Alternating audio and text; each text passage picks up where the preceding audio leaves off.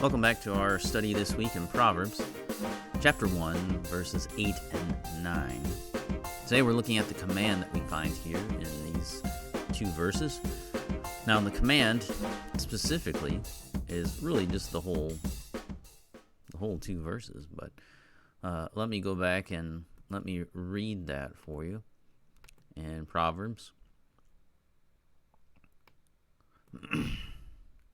Chapter 1 and verses 8 and 9, it says, "Hear, my son, your father's instructions, and forsake not your mother's teaching." So verse 8 has the command. Hear and do not forsake. Right? So those are really the two commands, one whole command altogether. And this is repeated several times in Proverbs here. We could turn over, just for example, turns me over to Proverbs chapter 4. If you go to Proverbs 4, you hear, what verse do I want? 4:1 is fine. 4:1 says, "Hear, O sons, a father's instructions, and be attentive that you may get insight." And so he continues on. So hear. And then it also says down, "When I was a son with my father, tender the only one inside my mother, he taught me and he said to me." So Solomon, who's teaching, said, "I heard and I was listening to my father, now listen to your father." That's what you do. So the command here is repeated and therefore is important. You can find it in Proverbs 4:1, 6:20, 10:1, 15:20, probably other places as well we can point to where there's at least, hear the instruction of your father, listen to the teaching of your dad, and don't forsake the teaching of your mother either. And that's very important. So it's repeated over and over again. If something's repeated in the scriptures, we know that that's something important, something we should pay attention to. So this is a command, and look at the context that this command is given in. Right? What does he say? My son, right? That's important. I mean, this could have been written in a different way. You could have just had a whole bunch of this random proverbs all over the place. This could have been written without the "hear, my son," but that's what it starts off with. Hear, my son. Hear me, my son. That's important to think about. It's my son. And so you get that intimacy, you get that closeness, you get that love that the father is trying to impart this. He's saying, hear me. You need to listen to this. This is very important for you to get. You need to know these things. And so hear that. That's the context, given in the context of love, right? It's a context of love. My son, I love you. I want you to know these things. You need to know these things. These things will help you throughout your whole life. So listen to these things. I'm not just talking for talking's sake. This is something that you need, and I want you to know these things because I love you. And so we need to receive them in the same way, that when we're hearing these commands in Proverbs, that's why they're framed this way, I think, because you get that idea of this is someone who loves you and wants you to know these things, because these things will help you in your life. And they want you to know them because of that helpfulness, not just because they're commanding you to do something, but it's because it's a command out of love to prevent you from harming yourself, destroying your life. They want the best for you. And so that's where we usually get the best commands from, those who love us. We're more apt to hear those things if we know the person loves us. We also, in the next part, we receive instruction with obedience. He says, hear this, okay? This is not just, take note, I'm talking to you. I want you to hear these things that I'm telling you right now. Pay attention. Don't just ignore these, but actually hear them. Deuteronomy 6:3. Hear, therefore, O Israel, and be careful to do them. He's talking about his commandments in verse 2. So hear the commandments and be careful to do them, that it may go well with you, and that you may multiply greatly, as the Lord, the God of your fathers, has promised you, in a land flowing with milk and honey. So he's again, I give you these commandments. I've given you these laws, these instructions, as you're getting ready to go into the promised land. Now, hear them. Hear therefore, O Israel, and be careful to do them, that it may go well with you, that you may multiply greatly as the Lord God. This is Moses talking, right? He's saying, hear these things. This is out of love. He loves his people, even though they're often a pain in his butt. He still loves them, obviously. And he's saying, listen, hear these things. And when we talk about hearing, it doesn't just mean going in, auditory reception. It's doing, hearing and doing what it says. So oftentimes when you hear the words hear in the Bible, it's talking about not just, receiving information, but it's receiving and then doing what it says, especially if it's a command, which most of the time when it says hear this, it is a command. Or hear this, this is what you need to believe. And here it is again. Hear therefore, O Israel, and be careful to do them. See, that's part of hearing, is being careful to do the commands of God, what he says. So when you go back to Proverbs, it says, hear, my son, listen to my instruction. There you go. Now you know what he's talking about. Hear your father's instruction. Don't just like take in the information, but then actually do what I'm saying. Put these into practice. Listen to what your mother's saying and do that too. So that's the idea there, is not just hearing, but actually hearing and doing. And then we need to be ready to receive and resolve to keep. It says, forsake not. That's a big word there too. Forsake not your mother's teaching. Don't forget about it. So don't just start off doing it, but make it a continual practice. Make it something that continues on forever and ever. And that's the difference there, right? Because you can just hear it. You can just do it for a little while. But this is something that should continue on. And we're going to get into that when we talk more about children and parents later on. When you train them up in the way they should go, and they won't soon depart from it. That's the idea here too, is that it's not just that, it's not inevitable that they won't depart from it.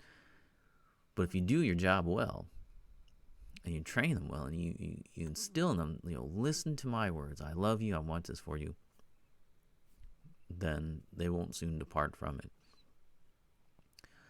In Deuteronomy 13, verse 11, it says, and all Israel shall hear and fear and never again do any such wickedness as this among you.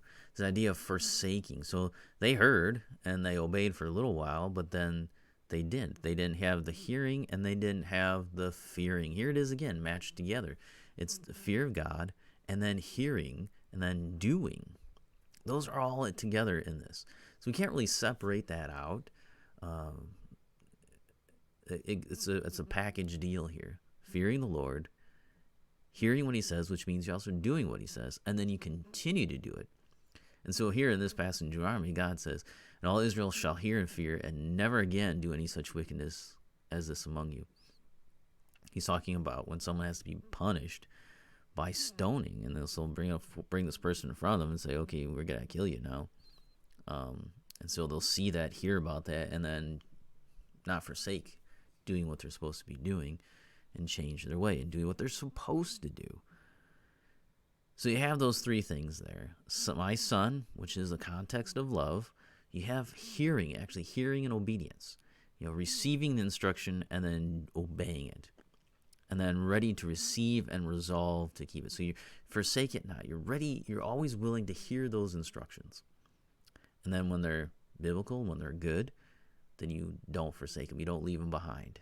You're always ready and able and willing to do those commands. So when the father and mother command those things, you're good to go. Now let's look at the content of the command. So we've seen the context, right? We got this repeated. We've gotten here given in the context of love. It's received with instructions and obedience, ready to receive and resolved to keep it. And then the actual content is father's instructions and mother's teaching. Go back up to Proverbs 1, 2 through 6, right? We already saw this. We already see the content of this command. So if you look back up at the top here at Proverbs, you're going to see, wait a minute, didn't we already cover this? In fact, we did, because it just comes right before it, right? 2 through 6, right? It's to know wisdom and instruction, to understand words of insight, to receive instruction in wise dealing, in righteousness, justice, and equity, to give prudence to the simple, and to what? To give knowledge and discretion to the youth. And then those who are wise will gain more wisdom. And so we already see that the content of this command is the father's instructions and mother's teaching. And what they teach? They're teaching wisdom, right? How to understand words of insight, right? They're giving instruction in wise dealings. They're giving instruction in righteousness, justice, equity. So this really goes both ways, because the command is, listen to this. But this is what the parents ought to be teaching. This is what you should be teaching to your children. Prudence. Give them prudence. Give them knowledge and discretion. If your children are growing in wisdom, then great. Give them more, right? Don't stop. Let the wise hear it and increase in learning. Okay? Show them how it gives them guidance. And if they're growing in wisdom in God's word, show them how this guides them in their lives. And then help them to understand the Proverbs. Help them understand words of the wise and the riddles, to understand the sayings of Christ. Learn these things. And so that's what that's all about there, is that the content of the command, the father's instruction and mother's teaching, is Proverbs 1, 2 through 6. And then really the rest of the book is a collection of sayings and teachings of what that is, right?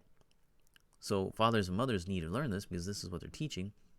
Children need to be hearing these things. They need to be learning those things that are mentioned in 2 through 6, which is, again, the rest of the book. So that's the content of the command here.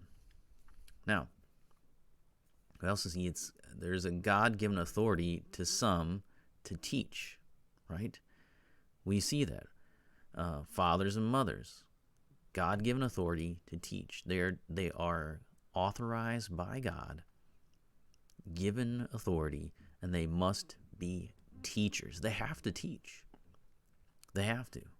They are called by God to do so.